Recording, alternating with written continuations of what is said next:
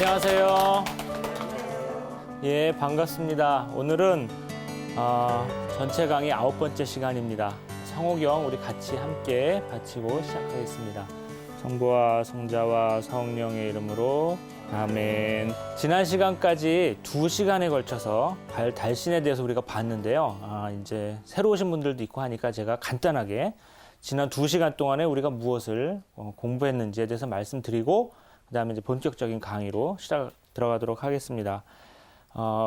고대 근동에서 이스라엘은 고대 근동 세계의 아주 작은 나라였는데요. 고대 근동에서 달신이 굉장히 강한 신이었어요. 우리는 음양의 생각 때문에 태양신이 강하고 달신은 태양보다 약하다고 생각했지만 고대 근동에서는 정반대였어요. 달신이 더 강한 신이었어요, 한때. 그리고 달신이 강한 남성신이었어요. 그리고 달신은 이름은 원래 난나라는 이름을 수메르 시대 때 가지고 있었지만 점차 이름이 변해서 나중에는 신이라는, 그래서 신의 이름이 그냥 신이에요. 신이죠. 그렇게 달신의 이름이고요. 그 다음에 달신은 왕권의 상징이었고 달과 해와 별 이렇게 삼신론을 이뤘어요. 그래서 세 신이 한 세트로 다니는 그런 신이었어요. 그리고 초하룻날이 매우 중요했어요. 왜냐하면 달의 일생을 보면 처음에 초하룻날에 조그맣게 시작을 해가지고 보름달에는 꽉 차가지고 이제 최고가 되었다가 점차 이제 작아졌다가 이제 금음이 되죠. 그럴 때 달의 죽음이라고 생각을 했어요, 사람들이. 그래서 달신을 믿는 사람들은 금음이 되면 이거 큰일 났다. 달신이 죽었다. 그래서 새로 초하룻날이 돼서 달이 이렇게 조그맣게 손톱만하게 비치면 이거는 이제 달신이 새로 부활을 했다. 그래서 초하룻날을 매우 중요하게 생각을 했어요. 참고로 우리 동양에서는 보름이 훨씬 중요했죠. 보름에 우리는 큰 축제를 벌이고 정월대보름도 있고 추석도 있고 뭐 보름에서 강강수월래도 하고 다 보름이 좋았는데 이상하게도 고대 근동에서는 보름은 별로 중요하지 않았어요. 왜냐하면 보름은 이미 꽉 차 있기 때문에 이제 내려가는 일만 남았다. 그래서 초승달이 중요했어요. 이래저래 초승달이 하늘에 비치면 이건 굉장히 좋은 날이다. 이렇게 그 사람들은 생각을 했어요. 그런데 이것은 고대 근동은 굉장히 넓은 세계였어요. 그 넓은 세계에서 아시리아나 메소포타미아나 수메르 지방에서는 달신이 매우 중요했는데 이스라엘 바로 옆 동네 북서세머를 쓰는 지역, 그 지역에서는 달신이 별 볼 일이 없었어요. 대중적으로 널리 섬겨지긴 신이긴 했었는데 왕권의 상징 정도는 아니었고 어떤 우리가 신화를 보면은 아주 형편없는 신이었어요. 그냥 인기 있는 신 정도. 즉 이스라엘의 배경이 되는 주변 나라들도 굉장히 다양했던 거예요. 어떤 데서는 달신이 매우 중요하고 어떤 데서는 달신이 중요하지 않고. 그런데 달신을 섬기던 특히 지역이 있었어요. 달신 섬기기로 아주 유명한 지역이 있었는데 그 지역이 바로 우르와 하란이었어요.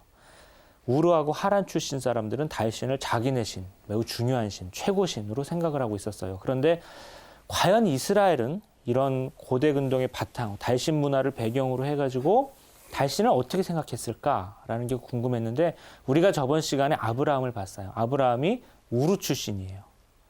거기다가 중간에 하란에서 잠시 머물렀다가 이스라엘로 들어왔거든요. 아브라함은 하느님을 믿었던 사람이에요. 그런데 우르에서 75년이나 살았고 또 이렇게 같은 종족이 같이 움직였잖아요. 아들하고 아버지하고 큰 하인들하고 가축대와 같이 움직였기 때문에 달신에 대해서 알고 있었을 거예요. 아마 우리가 추측을 할 뿐이지만 아브라함이 왜 75세 되는 날 그 나이에 우르, 정든 도시, 거기서 수십 년 동안 살던 조상 대대로 살던 그 도시를 떠날 수밖에 없었는가. 아마 달신 믿는 사람들과 어떤 종교적으로 갈등도 하지 않았을까. 물론 이것은 기록이 없기 때문에 우리가 추측만 할 수 있을 뿐인데 그렇게 추측하는 학자들도 꽤 있는 거죠. 그런데 또 뒤집어 생각해 보면 아브라함은 달신 숭배에 대해서 상당히 알고 있었다는 이야기도 돼요. 아브라함의 친척들과 자식들도. 그래서 이제 오늘 시간에 볼 고대 이스라엘에도 달신이 문화로서 많이 이제 그 영향이 있는데 아마 최초의 그 달신 문화를 묻어왔던 이스라엘에 문화적으로 수입했던 사람이 누구일까? 그럼 아마 아브라함이 아니었을까? 이렇게 우리가 추측을 해볼 수가 있습니다. 이제부터는 이번 시간은 지난 2시간에는 이제 고대 근동의 저 먼 나라에 아주 이상한 언어를 쓰고 우리가 잘 모르는 나라의 달신 숭배 얘기를 하느라고 살짝 지루하셨을지 모르지만 이번 시간에는 이제 구약성서 이야기만 할 겁니다. 그래서 조금 더 재밌게 들으실 수가 있을 거고 여러분한테 익숙한 이야기들을 할 거고 아, 저런 데서도 벌써 달신 숭배가 이렇게 구석구석에 이미 숨어 있었구나 하는 것을 여러분들이 좀 아실 수 있는 그런 시간이 될 것입니다. 초하루가 오늘부터 제가 볼 것입니다. 이번 시간 내내 고대 이스라엘의 구석구석에 어떻게 초하루가 있는지를 볼 것입니다. 초하루가 이제 중요한 축제라고 그랬죠. 제가 처음으로 말씀드릴 것은 열왕기 하권 4장에 있는 수넴 여인 이야기인데요. 수넴 여인 이야기는 집에 계신 분들은 성경을 한번 지금 펴보셔도 좋고 그냥 들으셔도 상관없습니다. 제가 이야기를 다 줄거리를 말씀드릴 테니까요. 여기에 나오는 예언자가 엘리사 예언자예요. 근데 여러분 아시겠지만 엘리사 예언자는 매우 큰 예언자입니다. 굉장히 중요하신 분이세요. 그래서 엘리사 예언자가 얼마나 중요하신 분인가를 일단 말씀드리고 그 다음에 수넴 여인 이야기로 잠시 넘어가겠습니다. 엘리사 예언자가 위대하신 예언자이시다라는 것을 알 수 있는 부분은 하나밖에 없습니다. 엘리사 예언자의 스승 예언자가 워낙 크신 분이셨어요. 그분이 누구냐면은 엘리야 예언자였어요. 엘리야 예언자의 최고 오른팔, 수제자, 첫째 가는 제자로서 그걸 모든 것을 스승의 것을 이어받은 분이 바로 엘리사 예언자입니다. 그만큼 중요하신 분이세요. 엘리야 예언자는 여러분이 잘 알고 계시죠. 타볼산에서 갈멜산에서 바알 예언자하고 혼자 일대 450으로 붙어서 이긴 아주 영웅적인 분이시고 그래서 이스라엘 사람들한테 엘리야 예언자가 얼마나 큰 예언자인가, 엘리야의 행적이 과연 얼마나 대단했는가 하는 걸 잠시 말씀드리겠습니다. 그것을 보여주는 일화가 마테오복음서에 있습니다. 마테오복음서의 16장에 보면은 제가 마테오복음서를 잠시 읽어드릴게요. 잘 들어보세요. 예수님께서 가이사리아 필리피 지방에 다다르시자 제자들에게 사람의 아들을 누구라고들 생각하느냐 하고 물으셨다. 이 말은 사람의 아들은 예수님 자신이잖아요. 다른 사람들이 나를 누구라고 생각하느냐하고 같은 말이에요. 그리고 너희들은 나를 누구라고 생각하느냐와 같은 분이죠. 그러니까 제자들이 대답하였다. 세례자 요한이라고 합니다. 그러나 어떤 이들은 엘리야라고도 하고 또 어떤 이들은 예레미야나 예언자 가운데 한 분이라고 합니다. 제자들이 지금 엇갈린 대답을 내놓고 있어요. 누구는 선생님 세례자 요한 같은 분 아니세요? 그리고 다른 제자는 선생님 엘리야 같은 분 아니세요? 선생님 예레미야 같은 분 아니세요? 이렇게 엇갈린 대답을 내놓고 있는 것이죠. 왜 엇갈린 대답을 내놓았는가? 예수님은 제자들에게 너희들은 나를 어떻게 생각하느냐 하고 물으셨어요. 그런데 제자들은 어떻게 생각하는 사람들이에요? 제자들의 눈에는 이 세상에서 제일 위대하신 분이 예수님이야.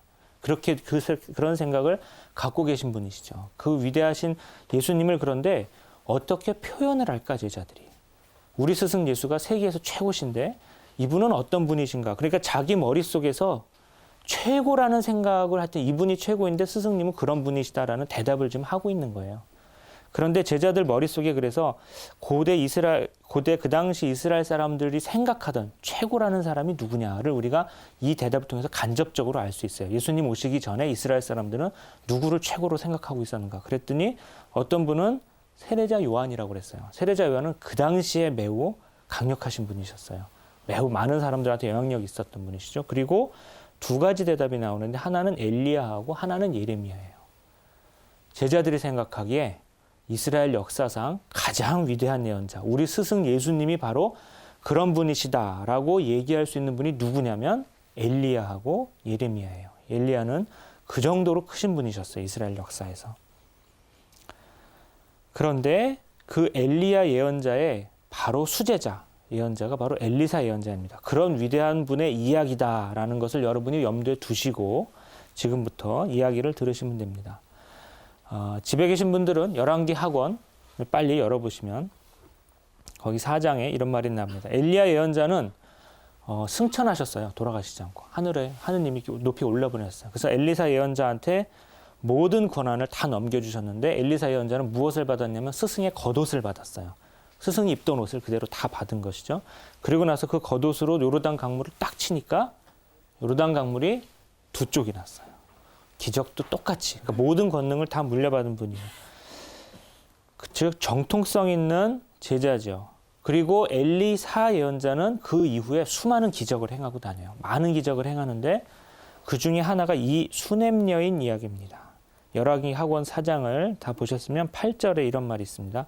하루는 엘리사가, 제가 성서 구절을 그대로 읽어드릴게요.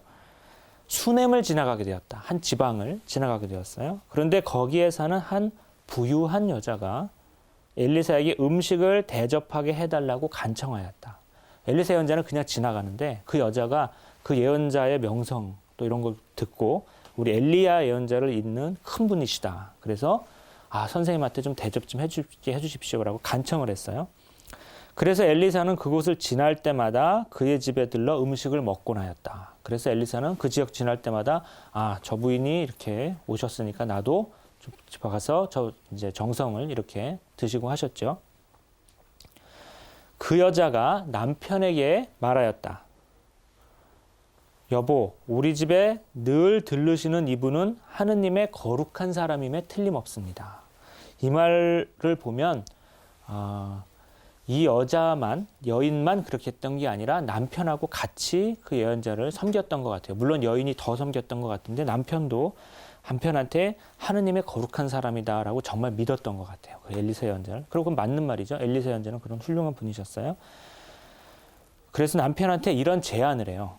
벽을 둘러친 작은 옥상방을 하나 꾸미고 침상과 식탁과 의자와 등잔을 놓아드립시다. 그러면 그분이 우리에게 오실 때마다 그곳에 드실 수 있을 것입니다. 그러니까 우리 수냄 지방 지나가실 때마다 식사만 드시는 게 아니라 좀 이렇게 좀 주무시고 가시거나 좀 쉬어 가실 것도 하나 마련해 드립시다 하고 남편하고 상의를 하는 거죠.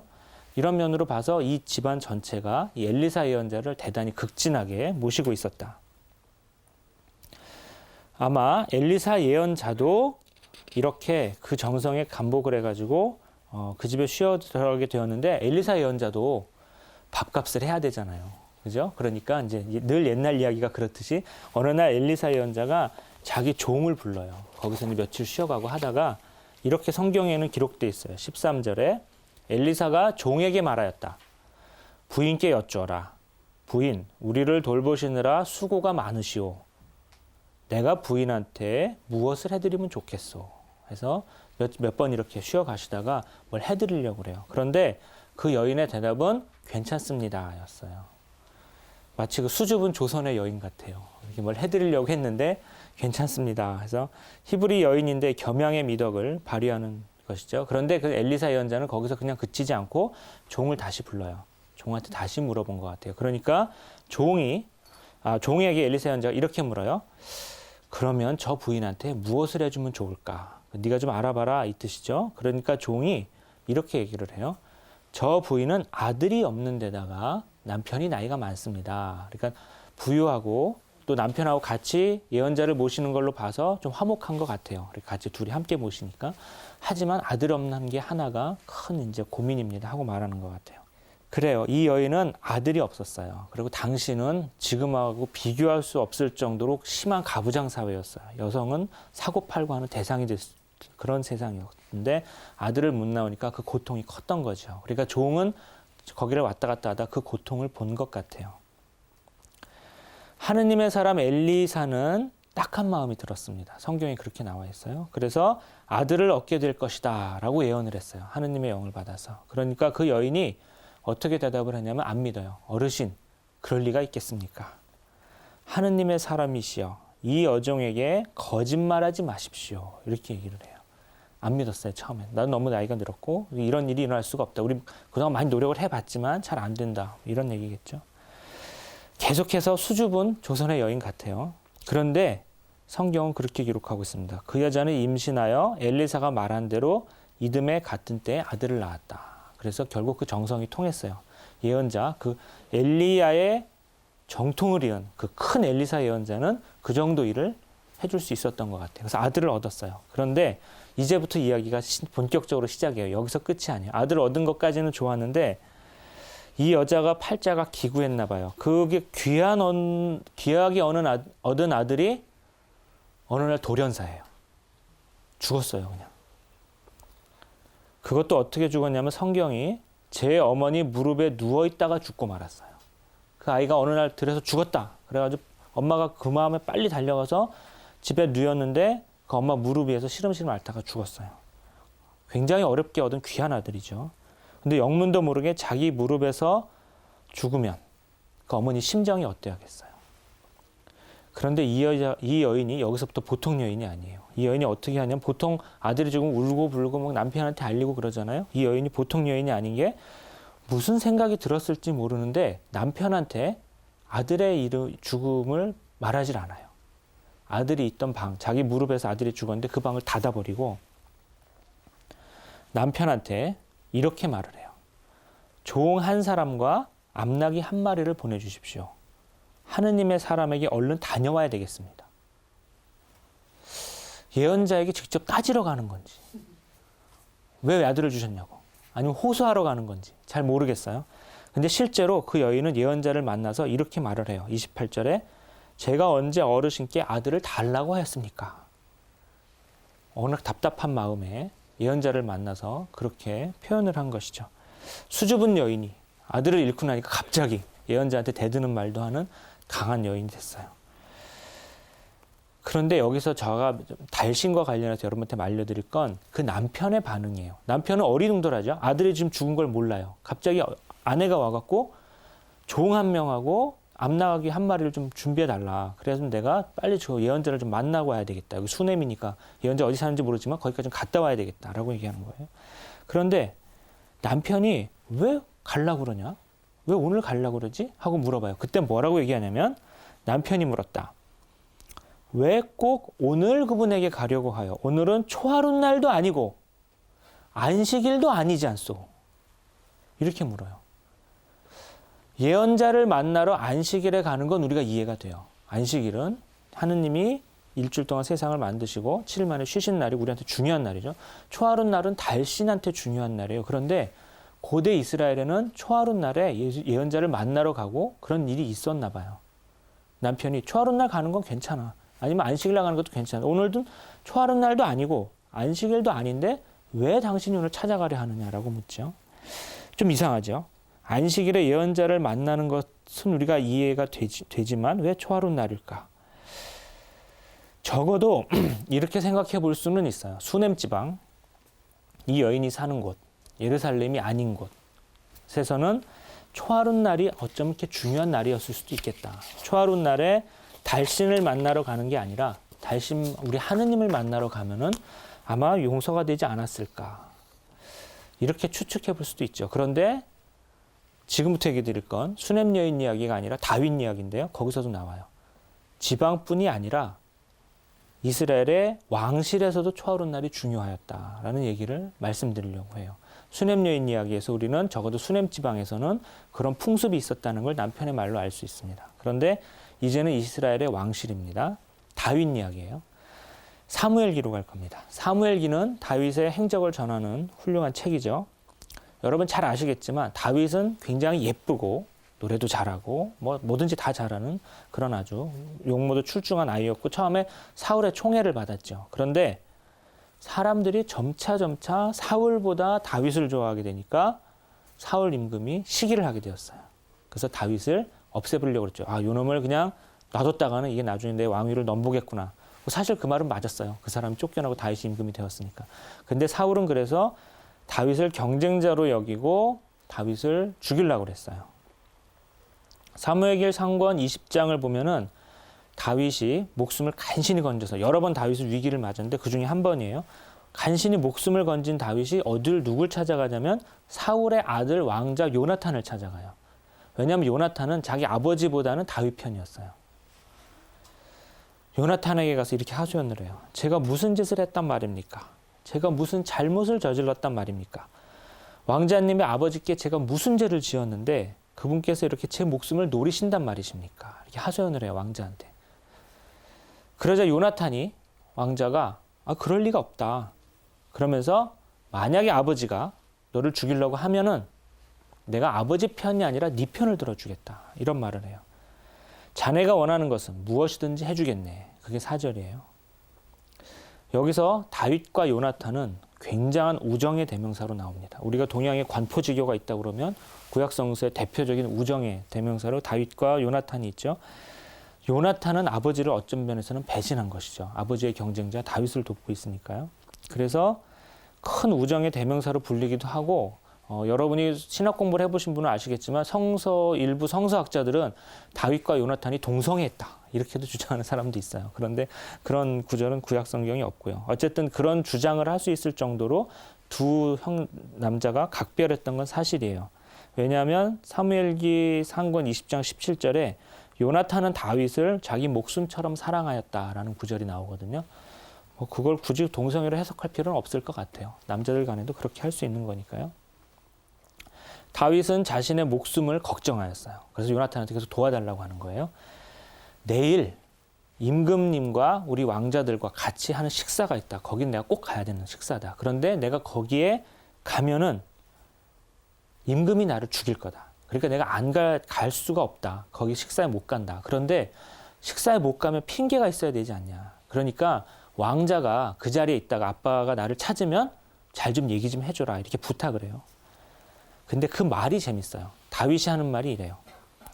그러자 다윗이 요나탄에게 이렇게 부탁하였다. 내일이 초하룻 날입니다. 제가 임금님과 함께 앉아 식사를 해야 하는 날입니다. 그렇지만 제가 모레 저녁 때까지 들에 숨어 있도록 저를 내보내 주십시오. 이게 5절이에요. 초하룻 날에 뭔가 왕궁에 중요한 사람들이 모여가지고 식사를 하는 게 있는 거예요. 그 식사 자리에 가야 되는데 초하룻 날이라서 내가 못 가게 된다. 그러니까 요나탄이 다윗에게 그래 내가 그렇게 해줄게. 내일은 식사에 오지 말고 몸을 숨겨라. 이렇게 하면서 의리 있는 모습을 보여줘요. 그러면서 또 한 번 이렇게 얘기합니다. 요나탄이 다윗에게 내일은 초하룻 날이니 자네 자리가 비면 아버지께서 자네를 찾으실 걸세. 비지 마. 비면은 찾는다는 얘기죠. 이 대화에서 이스라엘 왕실에서는 초하룻 날에 특별한 식사가 있었다는 걸 알 수 있어요. 그런데 지금도 그렇지만 임금의 식사는 그냥 사사로이 하는 게 아니죠. 그런 특별한 식사는 어떤 특별한 전례나 특별한 의미와 함께 같이 이렇게 하는 것이죠. 초하룻 날 적어도 이스라엘 왕실에서는 적어도 사울 시대 초창기에서는 뭔가 특별한 전례와 특별한 식사를 한 것 같아요. 이런 면에서 초하룻 날은 마치 우리가 아무 인식도 못하고 우리가 불교 문화도 누리고 살고 샤머니즘 문화도 누리고 살고 유교 문화도 누리고 살잖아요. 천주교 신자지만. 왜냐하면 그게 우리의 공통된 문화이기 때문이죠. 우리가 종교라고 인식 안 하고 사는 거죠.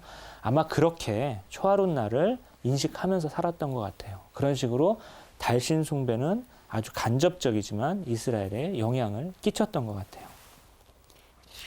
이게 이스라엘의 왕궁에서 영향을 끼쳤다면은 지금부터 말씀드릴 것은 이스라엘의 성전에서도 하느님을 믿는 예루살렘 성전에서도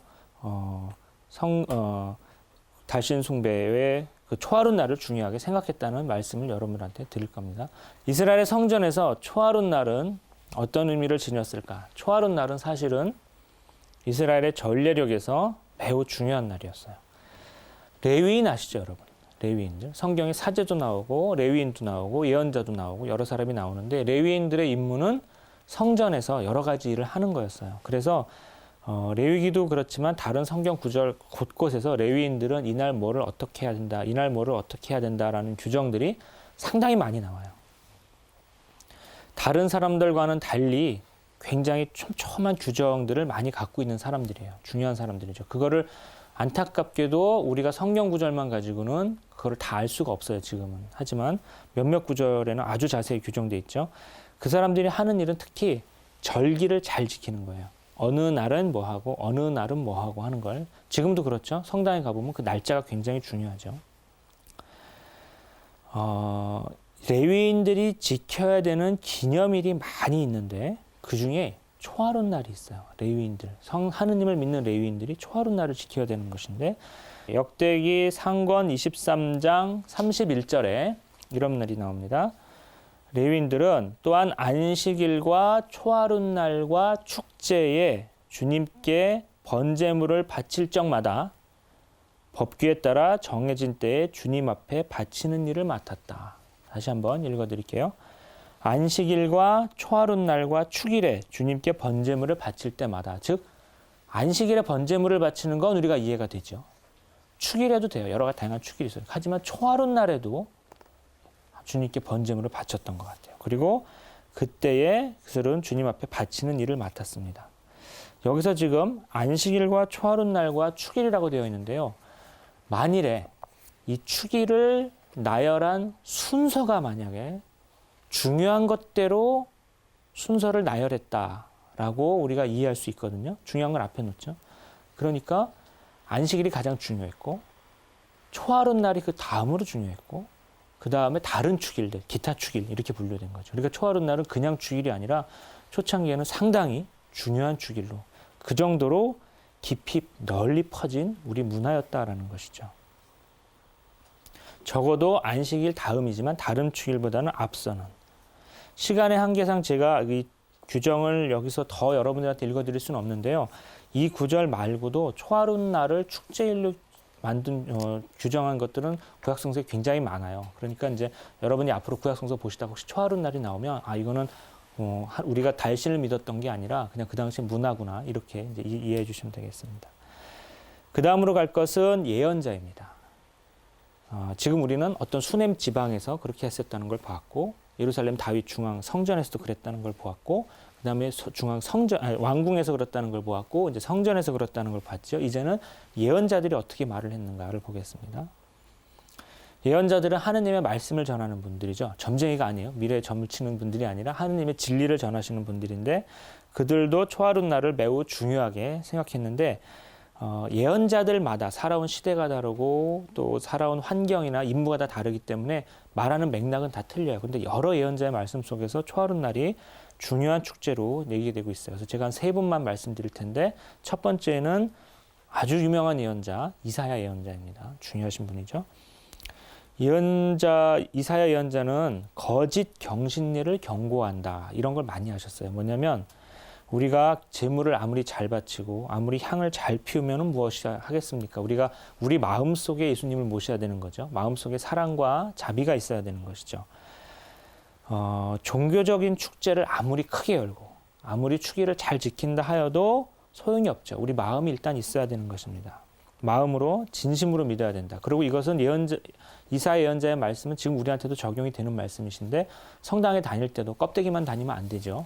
우리 마음으로 다녀야 되는 겁니다. 그래서 예언자가 이렇게 껍데기로 다니는 사람들한테 좀 경고를 하세요. 어떤 식으로 경고하냐면 다시 79쪽을 만약에 보시면 이렇게 주님의 말씀이다 하고 주님의 말씀을 전하는데 더 이상 헛된 재물을 가져오지 마라. 분향 연기도 나는 지겹다. 역겹다. 초하룻 날과 안식일과 축제 소집, 불의에 찬 축제 모임을 나는 견딜 수가 없다. 마음으로 믿지 않으면 어떤 축제 모임, 축일 아무리 지켜도 소용없다라는 것이죠. 그런데 여기 재밌어요. 초하룻 날과 안식일과 축제. 여기서는 초하룻 날이 더 앞으로 갔어요. 아마 이사야 예언자 시대에도 사람들이 초하룻 날, 안식일 이렇게 지켜가면서 뭔가 했는데 이사야 예언자는 그런 형식적인 거 다 필요 없고 마음으로 믿어야 된다. 이런 말씀을 해주신 것 같아요. 마음이 없는 금은보화는 필요 없다라는 것은 여러분이 루카복음서 21장 1절부터 4절에 나오는 과부의 동전 한 입 이야기와 비슷합니다. 예수님도 부자들이 아무리 많이 바치는 것보다 그 과부가 동전 한 입 바치는 것을 더 중요하게 생각하셨죠. 두 가르침이 이제 같습니다. 그런 중요한 대목이고요. 두 번째로 볼 예언자는 아모스 예언자입니다. 아모스 예언자는 정의의 예언자죠. 미카 예언자하고 아모스 예언자가 대표적으로 사회 정의를 부두지은 예언자이시고 요즘식으로 하면 이분들은 아마 운동권이셨을 거예요. 성경에서 아주 정의 얘기를 제일 많이 하시는 분들인데 이 두 예언자도 물론 예수님의 가르침하고 굉장히 깊이 관련되어 있습니다. 아모스는 경제적인 착취를 일삼는 불의한 계급을 많이 경고했어요. 근데 어떤 식으로 여러 가지 경고 중에 하나가 뭐냐면 도량형을 속이는 비열한 자들이다. 그러니까 저울추를 속이는 거죠. 그런 식으로 이제 뒤로 돈을 빼돌리는 사람들을 겉과 속이 다른 사람들이다라고 비판을 했는데 어떤 식으로 또 비판을 하냐면 겉으로는 종교적인 축일을 나는 잘 지키네 하고 축일도 안 빠지고 여러 빠지고 다니지만 사실은 축일 다 끝난 다음에 장사를 하면서 도량형을 속인다. 이런 식으로 비판을 하신 거죠. 여기서 그 비판이 어떤 식으로 나오는지 보겠습니다. 다시 79쪽에 나와 있는데요. 아모스 예언자는 말이 이제 굉장히 세신 분이죠. 빈곤한 이를 짓밟고 이 땅에 가난한 이를 망하게 하는 자들아, 이 말을 들어라. 너희는 말한다. 언제면 초하룻 날이 지나서 곡식을 내다 팔지? 언제면 안식일이 지나서 밀을 내놓지? 에파는 작게, 세켈은 크게 하고 가짜 저울로 속이자. 그러니까 그들이 하는 말들을 예언자가 받아서 질타하는 내용이에요. 비판을 하는 내용인데 그들이 이렇게 말한다는 것이죠. 언제면 초하룻 날이 지나서 곡식을 내다 팔지. 초하룻 날 빨리 잘 지킨 다음에 그 전례에 앉아가지고 하느님 믿지 않고 요거 빨리 지나면 언제 또 뭘 팔자 이 생각을 한다는 거예요. 언제면 안식일이 지나서 밀을 내놓지. 그리고 에파하고 셰켈은 단인데 에파는 크게 하고 셰켈은 에파는 작게 하고 셰켈은 크게 해서 가짜 저울을 만들어서 속일 생각을 그 축제에 와서 하는 거예요. 그러니까 겉으로 아무리 축제에 다녀봤자 소용이 없다 이 소리를 하고 있는 것이죠. 마지막으로 예언자 한 분만 제가 더 보고 넘어가겠습니다. 이번에는 사랑의 예언자 호세아 예언자입니다. 호세아 예언자 잘 아시죠? 사랑의 예언자. 왜 사랑의 예언자라고 하냐면 호세아 예언자는 하느님하고 우리 하느님 백성, 우리 교회의 관계를 마치 그 사랑하는 연인처럼 표현을 했거든요. 그리고 이거는 굉장히 훌륭한 비유라고 생각을 해서 예수님도 그렇고 우리 교회도 굉장히 즐겨 사용하고 있는 것입니다. 하느님하고 우리 교회와 우리 서로 사랑하는 관계라는 것인데 그런데 하느님은 변하지 않고 계속 사랑을 주시는데 우리 인간들이 하느님한테 계속 그렇게 사랑을 해드리면 좋겠는데 이렇게 못하죠. 그래서 우리 인간을 어떻게 표현을 했냐면 우리 하느님 백성을 하느님을 배신한 여성, 남편을 이렇게 배신한 바람난 여성 이렇게 표현을 했죠. 사랑의 배신자, 이게 우리죠. 무슨 영화 제목 같죠? 우리가 사랑의 배신자예요.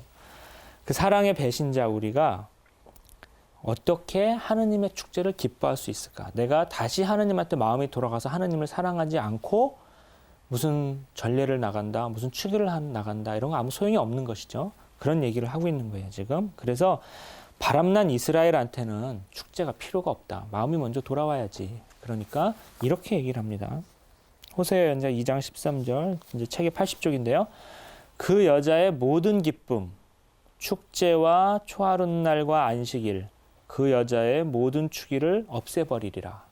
너한테는 이런 축일이 필요가 없다라는 것이죠. 근데 여기서도 역시 축제와 초하룻날과 안식일 이렇게 나열을 해요.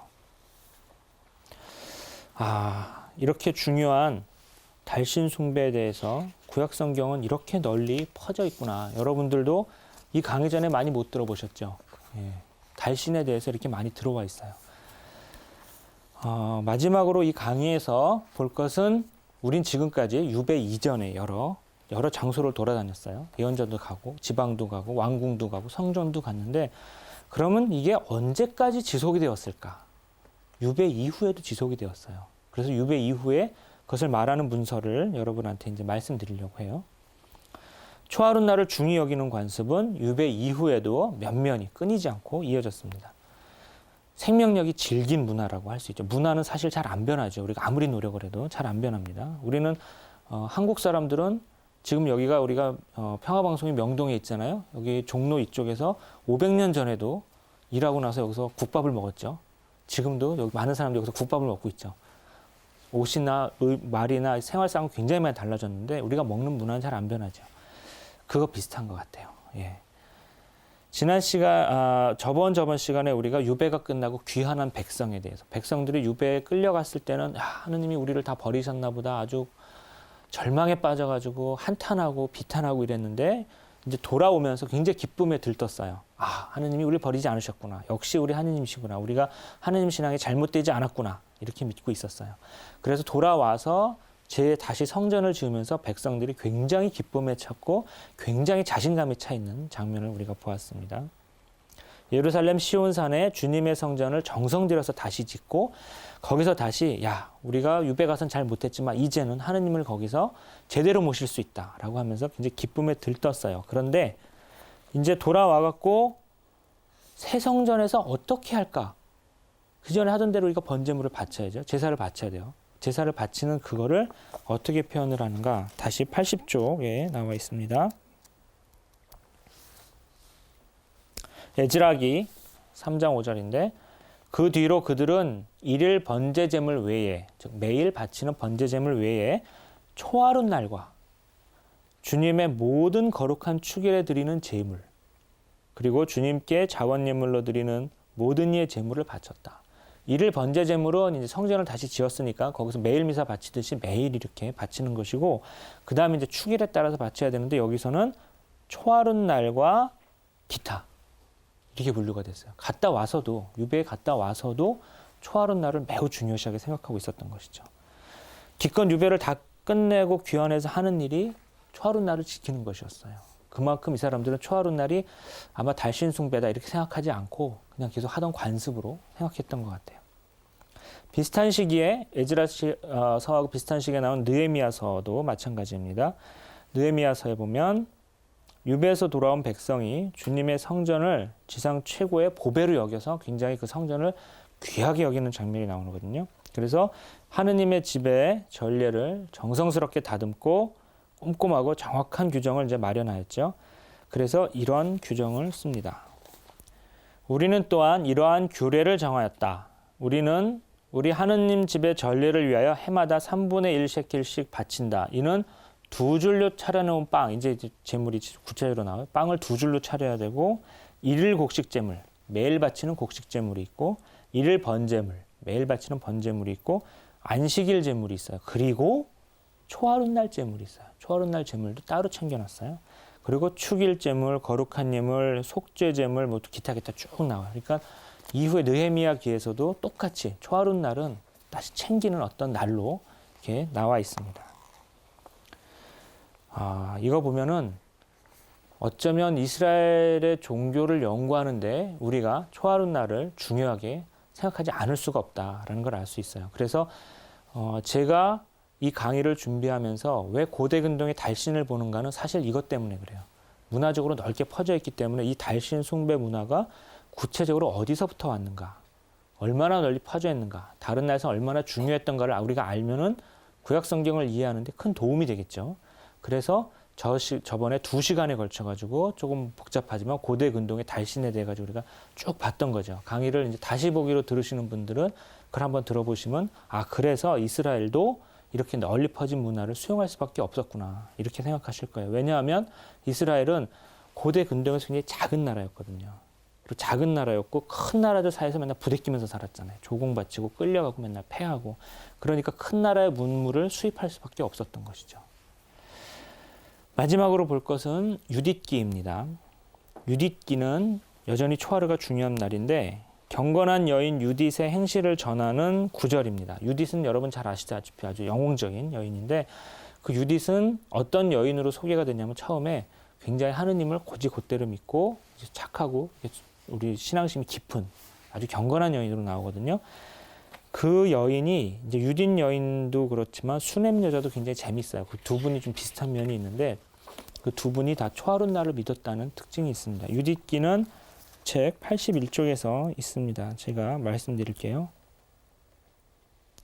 유딧은 과부였어요. 그런데 이렇게 생각합니다. 이렇게 나와 있습니다. 유딧기 8장 6절에 그리고 과부 생활을 하는 동안 안식일 전날과 안식일, 유딧은 안식일만 지킨 게 아니라 안식일 전날도 지켰어요. 금음날과 초하룻날, 초하룻날만 지킨 게 아니라 초하룻날하고 금음날도 지켰어요. 이 사람은. 근데 둘 다 하루 차이죠. 금음 있다가 초하루 오는 거니까. 그 다음에 이스라엘 집안의 축제일과 경축일 말고는 하루도 빠짐없이 단식하였다. 중요한 축일 외에는. 여기 단식하였다는 건 다이어트를 했다는 말이 아니라 몸매를 위해서 하느님을 믿는, 그러기 위해 가지고 종교적으로 단식하였다 이 뜻이죠. 수넴 여인부터 우리가 봤어요. 고대 이스라엘 달심 숭배가 얼마나 많이 퍼졌는데 지금 이게 1시간 45분 강의로 제가 마련하느라고 다른 구절은 많이 뺐는데 이 외에도 초하룻 날은 많이 나옵니다. 처음에 수넴 여인서부터 마지막에 여인, 과부, 유딧까지 한 번도 빠짐없이. 다시 한번 말씀드리지만 이 정황을 이해하기 위해서는 고대 이스라엘 사람들 사이에서 달신 숭배를 믿었다거나 하는 게 아니라 그런 문화가 퍼져 있었다는 거예요. 고대 이스라엘은 위치는 굉장히 절묘하게 돼 있어요. 계속 강조하지만 전략적인 요충지에 자리 잡은 약소국이에요. 그런데 전략적 요충지에 약소국이 자리 잡으면 그 약소국은 삶이 힘들어요. 큰 나라 사람들이 자꾸 휘두르니까. 그리고 이스라엘은 실제로 그랬고 이 작은 나라는 땅도 좁고 인구도 적기 때문에 할 수 있는 것이라고는 큰 나라 사이에서 교역을 하는 것밖에 없어요. 그래서 유대인들이 옛날부터 장사를 잘했죠. 교역이 잘 돼서 잘 크면서 돈 잘 벌고 잘 되는데 만약에 큰 나라들이 쳐들어오면은 속절없이 망하는 수밖에 없었죠. 그래서 고대 이스라엘 사람들은 외국 문물을 잘 알고 있었고 많이 배웠고 또 그들과 장사를 오래 하려면 신용도 쌓아야 되고 서로 편지도 교환하고 이야기도 하면서 그 문물을 자연스럽게 흡수했던 것 같아요. 그래서 아마 사울 왕실에서도 다른 나라 왕실에서도 초하룻 날을 지키니까 지켰던 것 같고 그런 풍습이 널리 퍼졌던 것 같습니다. 그런데 오늘의 결론입니다. 그런데 과연 수용하기만 했을까? 달신 숭배가 그냥 문화로만 들어왔을까? 고대 이스라엘의 신학자들 중에서 그거를 비판한 사람들은 없었을까? 아무런 저항이 없었을까? 고대 이스라엘은 유일신 신앙을 키워나가는 공동체, 하느님의 백성이었잖아요. 달신 숭배가 아무리 널리 퍼져 있다 하더라도 야, 그거 그래도 그 달신 숭배 문화는 원래 다른 데서 온 거야, 초하룻 날은. 그러니까 그걸 우리가 안 하는 게 사실은 더 좋아라고 얘기하는 그런 집단들이 없었을까? 있었어요. 지금 여러분한테 말씀드린 건 수용되는 측면만 말씀드린 거예요. 그에 저항하는 무언가 있었어요. 원칙을 세우려고 하고 이스라엘의 신앙을 세우려고 하는 무언가가 있었어요. 이집트 탈출의 하느님이시잖아요. 달신하고 아무 상관도 없는 분이세요. 세상을 창조하신 분이시죠. 가난한 히브리 백성을 선택하시고 이끌어주신 하느님이세요. 그분만 믿어야 되고 그분 믿는데 방해가 되는 것들은 다 없애버리자. 아니면 우리가 다 뒤로 미루자 하는 그런 믿음이 있지 않습니까? 그래서 달신 숭배가 널리 퍼진 것을 불안해하고 달신 숭배를 우리가 극복하자 하는 신학자 집단들이 있었고 또 그분들의 기록도 구약 성경에 상당히 많이 나와 있어요. 그런데 그 신학자들의 노력을 크게 두 가지 길로 나눌 수가 있습니다. 하나는 신명기기의 길입니다. 이것은 직접적으로 달신 믿지 마라 하는 길입니다. 그리고 다른 하나 길은 재관계의 길인데 창세기하고 창조 시편이 많이 나오는 길입니다. 다른 신이 아니다. 하느님이 만들어 놓으신 피조물이다. 이렇게 말하는 것입니다. 그렇게 말하면 자동으로 신이 떨어지는 것, 신에서 떨어지는 것이죠. 그냥 이렇게 물건이 되어버리는 것입니다. 땅이나 무슨 돌처럼. 그렇게 되면 달신도 믿지 않겠죠. 이렇게 두 가지 노력이 있는데 그 구절을 제가 말씀드리고 마지막으로 욥기에서 달에 대해서 욥이 이렇게 한탄하는 구절이 있는데 그걸 보면은 우리와 이렇게 참 다르구나 하는 걸 여러분이 알아보실 수 있을 거예요. 그거를 다음 시간에 여러분들한테 말씀드리겠습니다. 일주일만 참아주시면 강의를 들으실 수 있습니다. 지금까지 강의를 들어주셔서 대단히 감사합니다. 고맙습니다.